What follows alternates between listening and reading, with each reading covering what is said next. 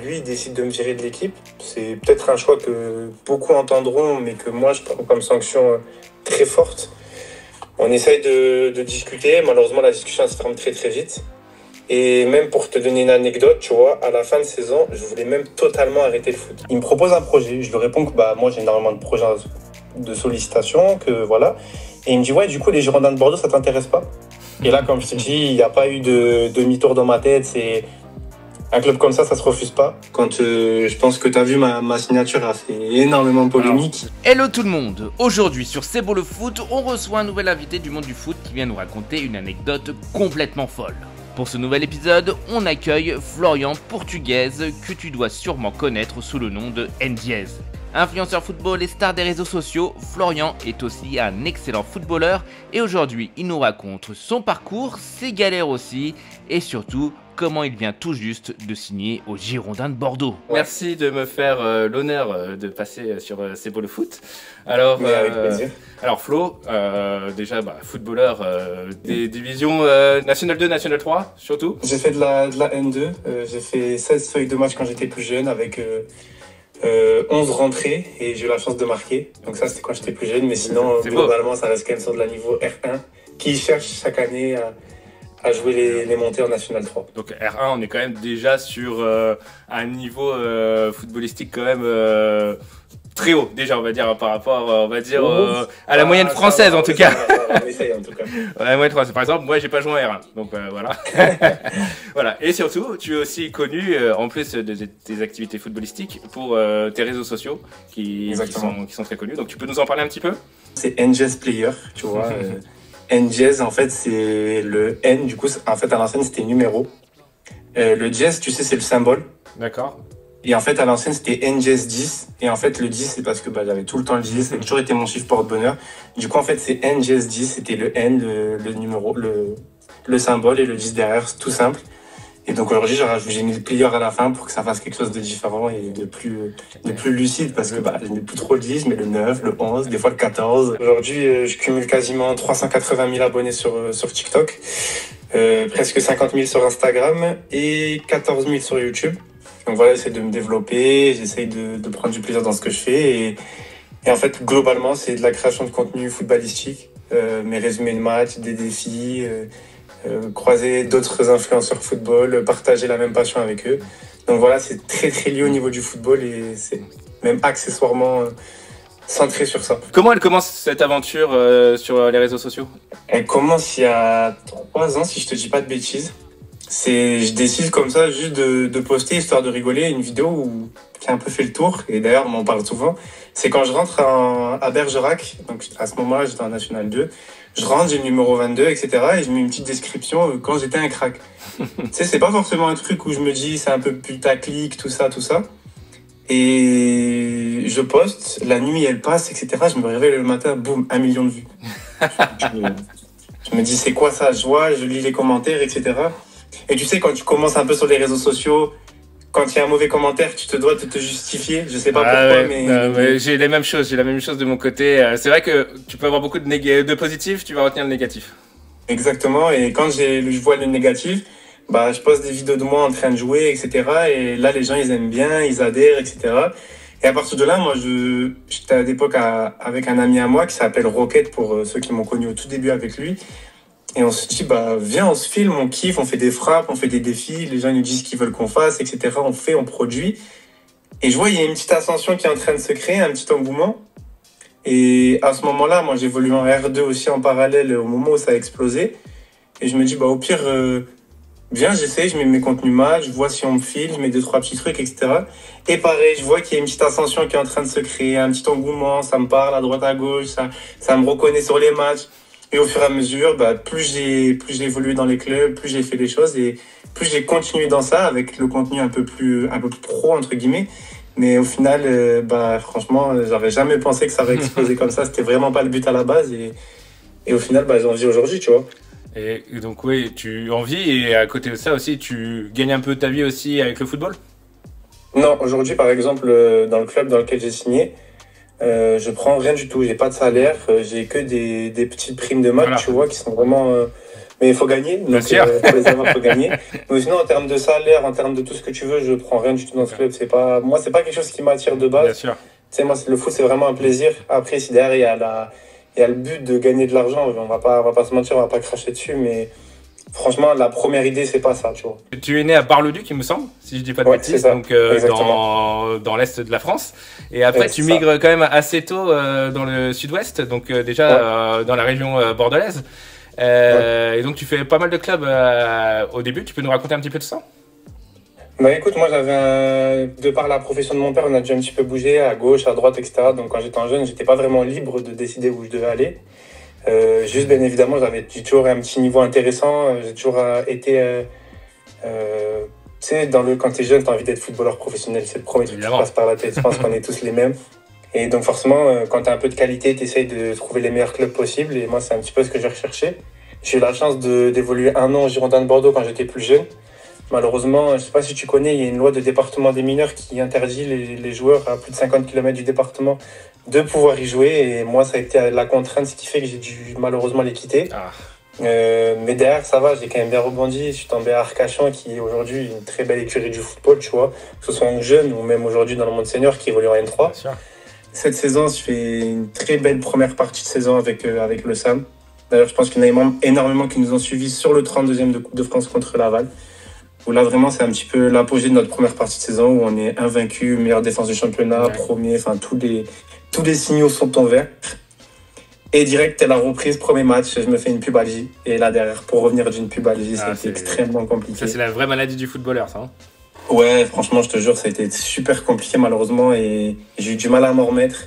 Parce que du coup, en plus, mon retour, il a été très précipité. Parce que à ce moment-là, je suis meilleur buteur et meilleur passeur de l'équipe. Donc vraiment, il faut que j'accélère sur le fait de revenir. Parce que on joue toujours la montée, donc les aimants importants, il ne faut pas les perdre, tu vois, que ce soit moi ou les joueurs qui étaient autour, tu vois, qui sont axés sur le côté essentiel de l'équipe. Donc voilà, on accélère un petit peu, sauf que malheureusement, moi, j'ai du mal à revenir à mon meilleur niveau, c'est très très dur. En plus, quand tu vois, t'es compétiteur et que t'es pas à ton meilleur niveau, mentalement, ça te prend la tête, tu te poses énormément de questions, etc. T'arrives plus à jouer ton réel football, donc en fait, en termes d'état d'esprit, de savoir que tu prends pas de plaisir parce que tu n'y arrives pas, ça fait mal mentalement. Et donc voilà, moi j'estime faire une mauvaise deuxième partie de saison, même si je continue de stater, etc. Parce que ce qu'il faut savoir, c'est que même en ayant moins de matchs que les ensembles de mes coéquipiers, je reste meilleur buteur et meilleur passeur de l'équipe, tu vois. Donc ça, tu vois, c'est anecdotique, mais c'est important de le souligner. Parce qu'aujourd'hui, je lis toujours des trucs où apparemment je fais une saison où je suis même pas le meilleur buteur ou tout ce qu'ils veulent de mon équipe, sauf que voilà, les statistiques elles sont là et elles sont présentes. Ça normalement c'est la seule chose sur laquelle on ne peut pas se tromper, c'est les stats. C'est exactement ça. Et malheureusement ça se finit mal où le club décide de me virer. C'est que après que entre guillemets la montée soit complètement KO, qu'on se met des bâtons dans les roues tout seul. Même si mathématiquement c'est jouable, mais c'est très compliqué à deux matchs de la fin. Le coach il décide de m'envoyer en réserve pour aller prendre du temps de jeu parce que justement lui il estime à ce moment-là que en fait j'ai besoin de prendre du temps de jeu parce que je joue plus. Moi je ressens pas que j'en ai vraiment besoin et je pense que quand tu joues en montée en N3 et avec le statut entre guillemets que j'ai de meilleur buteur et de meilleur passeur de l'équipe, je pense que sur 15-20 minutes, je suis totalement en capacité d'apporter. Surtout que moi, à ce moment-là, j'y crois totalement à la montée, tu vois. Je me dis que les autres, ils font un faux pas, c'est nous, on est derrière, tu vois, on y croit, etc. Donc du coup, en fait, on a un échange qui se ferme très rapidement, tu vois, mais lui, il décide de me virer de l'équipe. C'est peut-être un choix que beaucoup entendront, mais que moi, je prends comme sanction très forte. On essaye de discuter. Malheureusement, la discussion se ferme très, très vite. Et même pour te donner une anecdote, tu vois, à la fin de saison, je voulais même totalement arrêter le foot. Ah oui, ça aurait été dommage. Ouais, il y a beaucoup de personnes... pour te dire, le jour où le coach me décide de me virer de l'équipe, je suis à Manchester, je suis avec la team Puma, influenceurs, donc Mehdi Zouari, Ashraf Berry, Jordan Aidou, etc. Et au moment où il y a ce message-là, ils me disent « Ouais, Flo, qu'est-ce qui se passe ?» Là, je leur montre. Même eux, ils sont archi surpris de ce qui se passe, même s'ils me disent, ouais, après t'abuses, t'aurais pu y aller, etc. Après, on contextualise, tu vois, chacun a son avis. Bien sûr. Et là, je leur expose le fait de dire, vous savez, moi, en vrai, le foot, ça me prend la tête depuis que je suis sur les réseaux. J'ai l'impression que, tu sais, il y a une perception qui est différente. J'ai l'impression qu'en fait, nous, c'est pire que les autres. Si on n'a pas le droit à une erreur, que le moindre truc qu'on fait de négatif, on nous tombe encore plus dessus. On peut être très nul un match, mais on peut être fort 10 matchs. On est les meilleurs du monde et inversement, tu vois, il n'y a pas de juste milieu. Et en fait, des fois, tu vois, c'est dur de se positionner par rapport à ça parce qu'en fait, tu demandes rien, tu as juste envie de kiffer ton foot, tu as juste envie de le partager aux gens. Et en fait, il n'y a pas ce juste milieu de se dire, ouais, en fait, il vit sa passion comme nous. Peut-être que des fois, on est un peu dur, etc. Après, j'entends qu'il y a peut-être par moments un petit peu d'arrogance, etc. Mais moi, je pense qu'on est aussi aujourd'hui dans un monde vraiment amateur. Tu vois, on n'est même pas payé par le foot. Donc, des fois, il y a des propos, il y a des limites qui sont limites, tu vois. C'est juste ça que moi, je dis.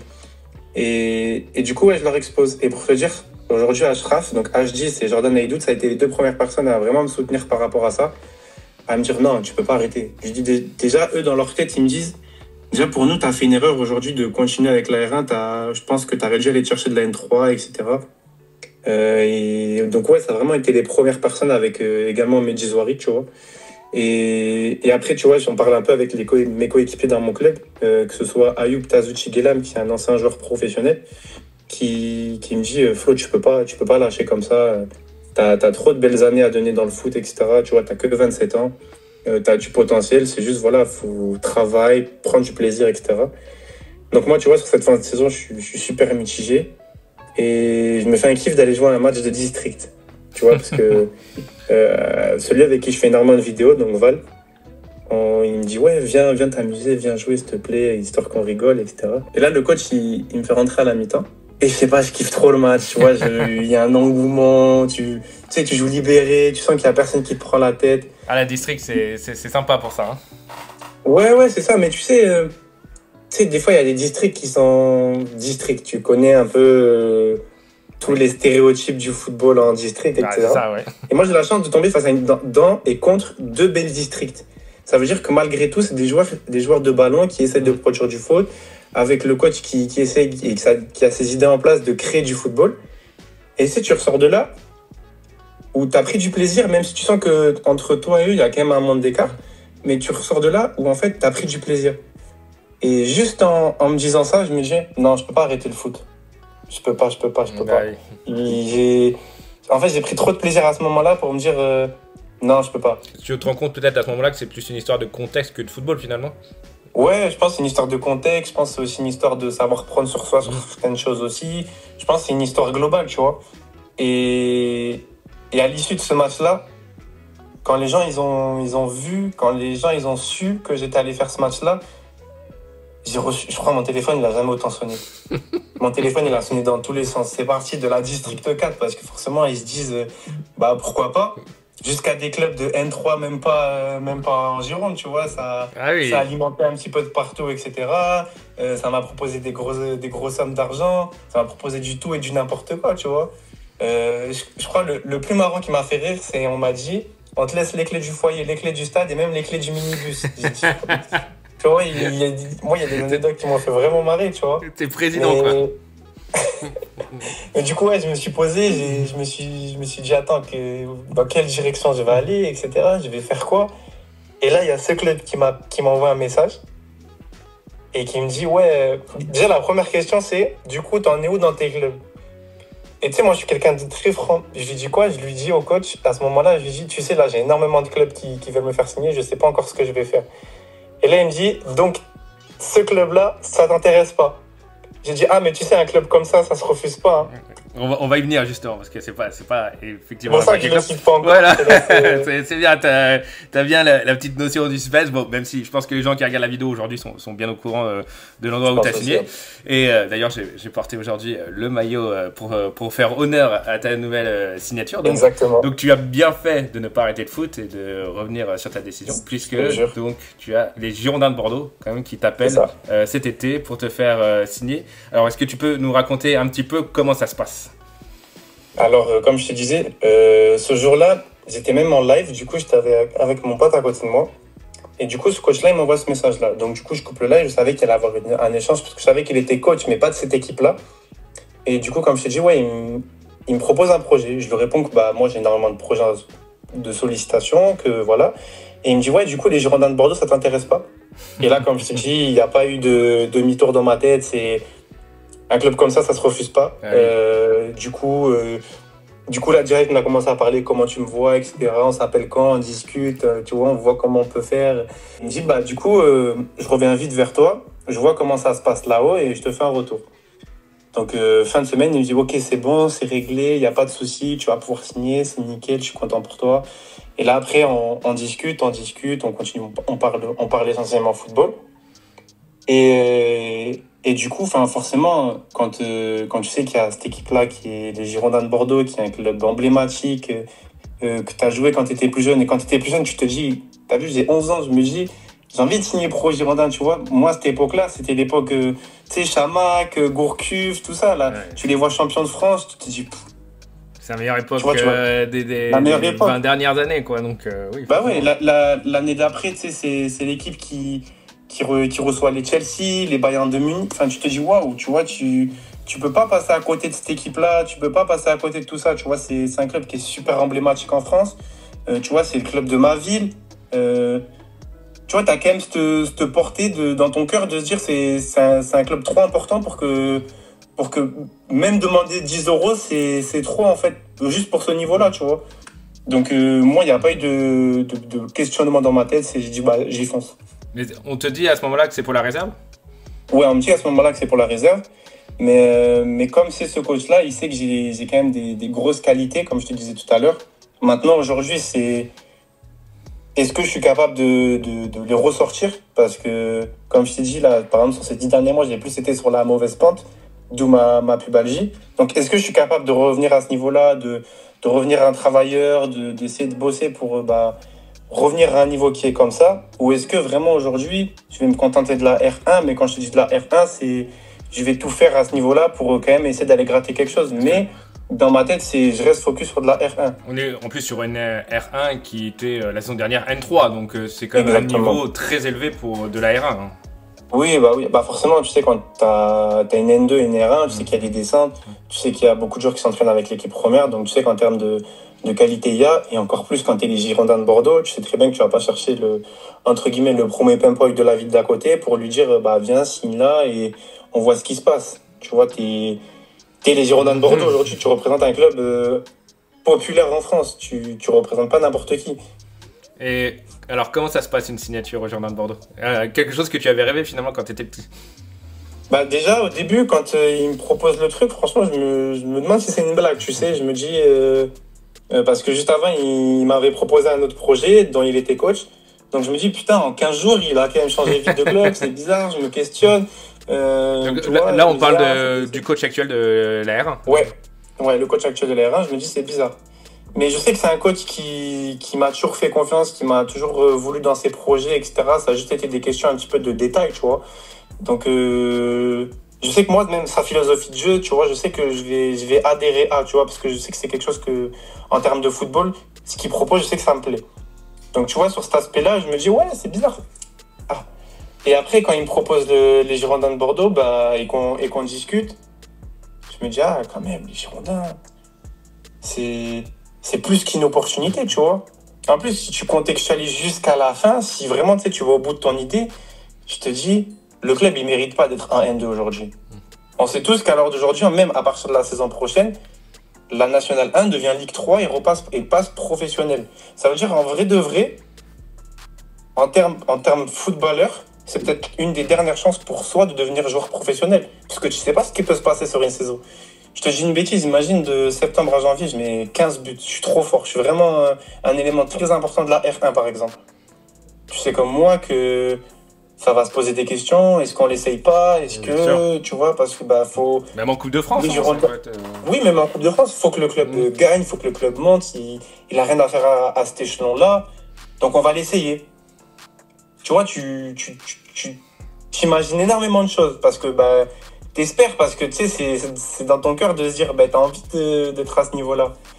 Et je me dis tout ça. Et je me dis, et puis tu sais, même au-delà de tout ça, tu te dis, c'est les Girondins quand même, putain. C'est les Girondins. Tu sais, moi je connais 2-3 joueurs qui la saison passée étaient là-bas, tu vois, Ben, par exemple, Soufiane Bahassa qui a renouvelé, j'ai fait la montée à Libourne avec lui quand il y était, on était en R1 ensemble. Et tu vois, humainement, c'était quelqu'un avec qui je m'étais super bien entendu. Donc, je me dis, tu vois, c'est toujours plaisant de retrouver des gens que tu as un petit peu connus. Donc voilà, tu vois. Et puis même en termes, quand tu es compétiteur, tu as envie d'aller chercher le plus haut niveau.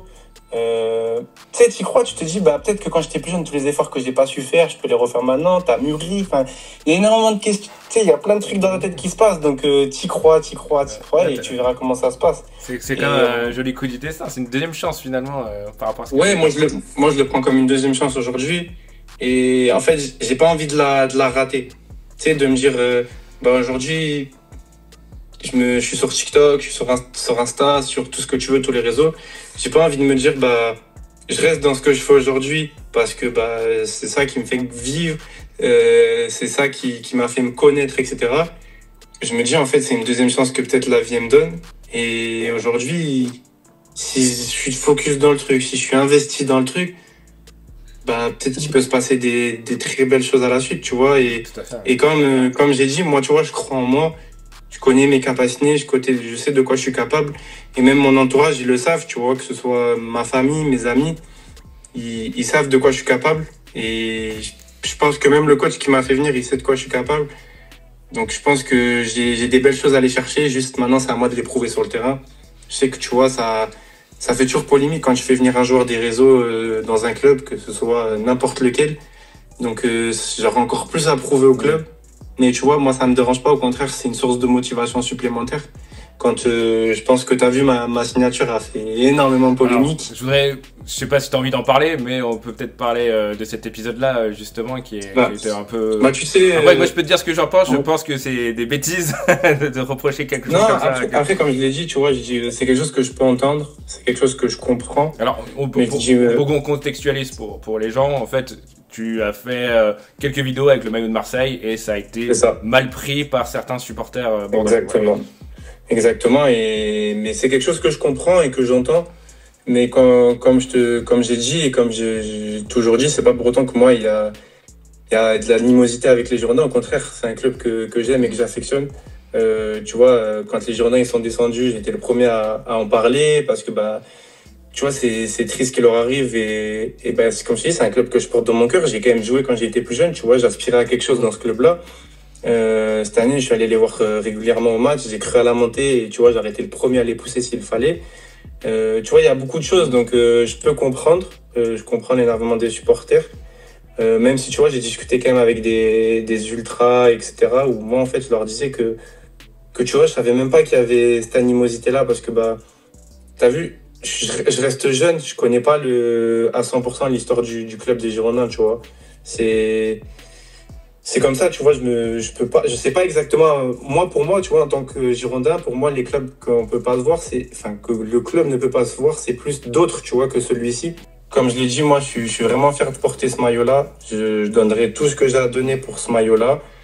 Et j'espère vraiment que, tu vois, la finalité, elle sera heureuse pour tout le monde parce que, tu vois, j'ai vraiment envie que les supporters ils voient que bah, je suis investi pour ce club-là et que voilà, au final, il y a de l'amour entre ce club et moi, entre eux et moi, tu vois, qui est vraiment quelque chose qui se dégage de positif plutôt que de ressortir juste une image où je porte un maillot.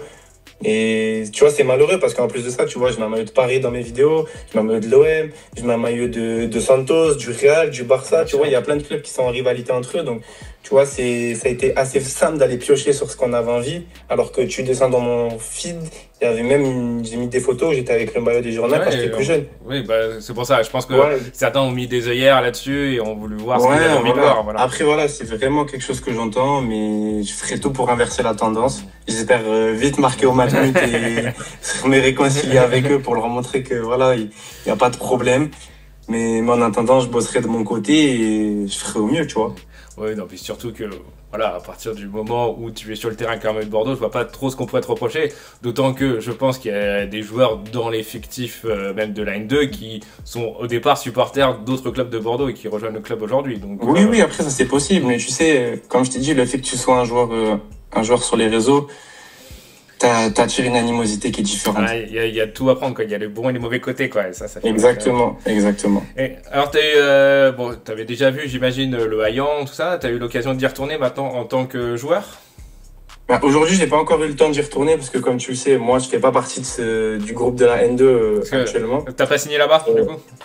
Non, ben, malheureusement, non. Tu connais, à ce niveau-là, nous on fait plus des demandes de licence. Hein. C'est ça. C'est pas la même chose. Hein. Mais après, voilà, je connais, je sais comment c'est, je connais le complexe. Comme je t'ai dit, je connais des gens qui ont évolué l'année dernière et ils m'ont dit que voilà, c'est magnifique. Tu vas être bien accueilli, tu vas bien pouvoir bosser, il y a tout ce qu'il faut. Donc je remets pas en question tout ça. Maintenant, reste pas en tant que joueur, j'ai hâte d'y aller et d'y retourner pour aller jouer. Et encore plus si j'arrive à aller chercher ce que j'ai envie dans ma tête, tu vois. Donc un match au Matmut. Ah, ce serait magnifique. Alors, qui va plus s'appeler le Matmut d'ailleurs, qui va perdre son immunité. Qui a été repris, ouais. Alors, sur tes réseaux, tu vas continuer, j'imagine, parallèlement tes réseaux. Voilà. Donc, à quoi on va s'attendre? On va pouvoir avoir des contenus autour de tes matchs? Ce qu'on va voir déjà vraiment en termes de... Déjà, il y a des choses que je vais arrêter parce que je vais essayer de me concentrer plus sur les matchs. Tu vois, par exemple, quand je suis dans mon vestiaire et que ça, habituellement, je monte la routine de comment je me prépare, etc. Ça, c'est quelque chose que je vais enlever parce que j'ai vraiment envie à chaque match d'être focus sur ce qui va se passer, sur ce qui va venir, plutôt que un petit peu m'éparpiller parce que je pense que des fois, ça... Et tu sais, si tu dégages des manques de concentration, des petits trucs comme ça, c'est anodin, mais c'est des trucs importants. Mais ce que je vais vraiment garder, c'est à la fin de chacun de mes matchs, tu vas voir mes résumés, comment ça s'est passé, si j'ai marqué ou non. Et pourquoi pas, dans tous les cas, que ce soit avec la R1 ou la N2, faire revivre ce qui se passe avec l'équipe première. Tu vois, parce que c'est aussi quelque chose d'important et c'est aussi quelque chose que je peux amener et qui peut être super intéressant pour les supporters, tu vois. Tout à fait. Il y avoir ce qui se passe à l'intérieur du club en accord avec le club, tu vois, des petits défis même avec des joueurs, tu vois, pour ce côté-là. Ce qu'on a pu voir un temps sur la chaîne d'Ashraf, par exemple, ou même sur celle de Valentin Liénard, voilà, c'est des choses comme ça. Oui, il peut y avoir des choses comme ça, mais tu sais, à moindre mesure, parce que, comme je te disais, aujourd'hui, tu es au Girondin de Bordeaux, il y a quand même certaines choses pas que t'es pas autorisé, mais que je me vois pas faire parce que tu respectes l'institution qu'elle est. Donc il y a des limites à avoir aussi sur ce côté-là. Reprise pour la R1 fin du mois d'août, fin du mois de juillet, pardon. Fin du mois de juillet et reprise du championnat fin du mois d'août. D'accord. Et donc avec un petit espoir de reprendre un peu plus tôt. Avec un petit espoir, on l'espère, mais bon, comme je t'ai dit, je m'attends à rien. Si ça vient, ça vient. Si ça vient pas, on ira se le chercher au mérite. En tout cas, c'est sûr que toi, tu vas donner le maximum pour que ça vienne. Ah, ça c'est sûr et certain. Bon, je te souhaite donc de reprendre le plus tôt possible. Et puis, quoi qu'il arrive, on va suivre cette saison de N2 des Girondins de Bordeaux et surtout cette saison de R1 aussi avec tes prestations. Merci beaucoup, Flo. Et puis, je te dis à très vite, du coup. Super, à très vite. Ben. Merci, ciao. Merci à Florian pour son histoire, on a hâte de le voir avec le maillot scapulaire. Les liens de ses réseaux sont dans la description. N'hésite pas à me dire dans les commentaires ce que tu as pensé de cet échange. En attendant un nouvel épisode qui arrive très vite, tu peux faire la classique, le like, l'abonnement et aussi la petite cloche pour ne rien louper. Et ça donne beaucoup de force à la chaîne. On se retrouve très vite pour une nouvelle vidéo. Alors en attendant, n'oublie pas, c'est beau le foot.